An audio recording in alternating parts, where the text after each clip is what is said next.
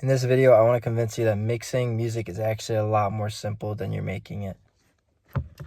Hey, my name's Ben. Welcome to the channel. If you're new here, this is a spot for music producers who are looking to grow in their craft. If you're an artist, songwriter, musician, whatever, you're welcome here. We want to grow and learn together. These videos hopefully will empower and help you to do that. So the title of this video, mixing, is actually very simple. You see that I'm not in front of a DAW. There's no computer screen on this video because I actually think these tips that I'm about to give you are so simple. These 3 tips that have changed the way that I personally mix hopefully will change how you mix tracks and are applicable in any DAW, any gear you might have in any situation. Mixing is simple. That brings me to the first tip that I have, which is to make simplicity a value.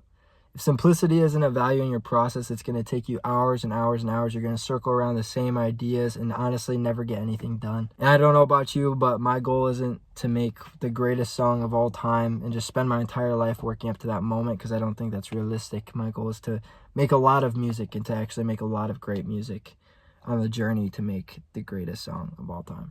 If your goal isn't the same, maybe that we have a separate conversation, separate video about that, because I think it should be to make a lot of great music as opposed to one great piece of music. But we want to be cranking stuff out, and in order to make a lot of music, a large quantity of great music, simplicity has to be a key. And I know that triggers the artist and the creative inside of everybody, myself included, because when I think, oh no, simplicity has to be the #1 value, then that must mean that we're killing off creativity, right?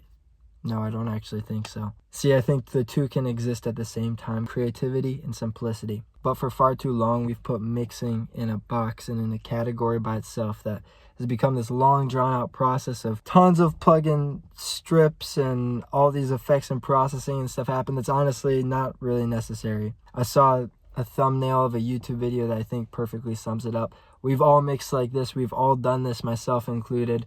And I'm as guilty of this as the next guy, and I'm just a guy who's on this platform who wants to grow in his craft and encourage others to do the same. You see the problem? I think we all know that this is going on. I think we're all guilty of this. And so this video is really just a reminder of how simple mixing is, of how simple it should be, and to encourage you to get back on track with that. Because when simplicity is the value, it's going to change actually the way that you listen to the song. See, for me, at first when I would listen to a song, I would think of, oh, these are all the steps that I get to do to this song, to honestly to just please myself, not to serve the song, but actually just because I enjoy the way that this plugin sounds. So I'm going to add on all these effects and this layers and blah blah blah. Does it really serve the song? No. But do I like doing it for myself? Yes. And that's a problem right there. Is as mixing engineers, we should be thinking, what's the least amount that we can do to get this song from unmixed to completely professional and finished sounding? Because the creativity, a large part of it honestly, was already done on the first half with the songwriting, the arrangement. If you're independent, you already should have covered all of that in the first half and it should be done.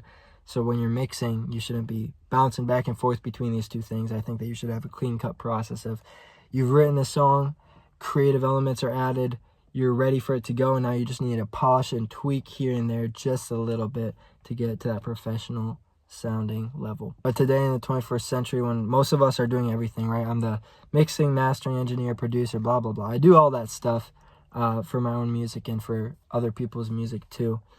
And we can really blur the lines of what the music producer role and mixing engineer role is, when in reality we should be putting on those different hats, putting on the producer hat, I'm producing the track right now, and then taking it off and putting on the mixing engineer hat and becoming the mixing engineer for the song, because ultimately this is going to serve the song the best. This takes me to my second point, which actually ties into the first point, and it's just simply that more processing is more things that could go wrong. And I know this is kind of like a weird thought process because I love adding effects, and I think every single effect I add, I'm like, oh, this made it sound better and better and better and better, better.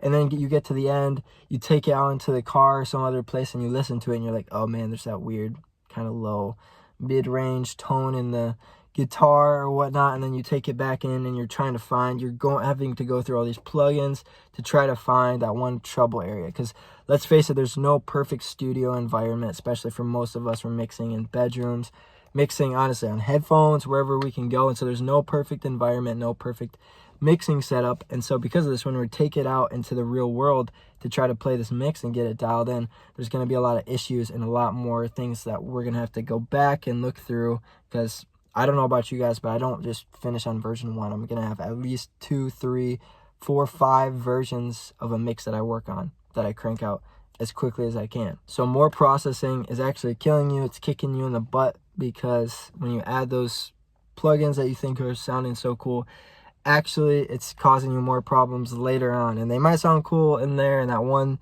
scenario that you played it in your room and it sounded awesome, but out there it's going to translate a little bit weirder, and you're going to notice. You just want to leave it simple as possible. That's another reason that simplicity is so good, and I'm an advocate for it. So that's tip number 2. And then the last and final tip that I will leave you guys with is that we mix to enjoy music. We mix to make music sounding more enjoyable.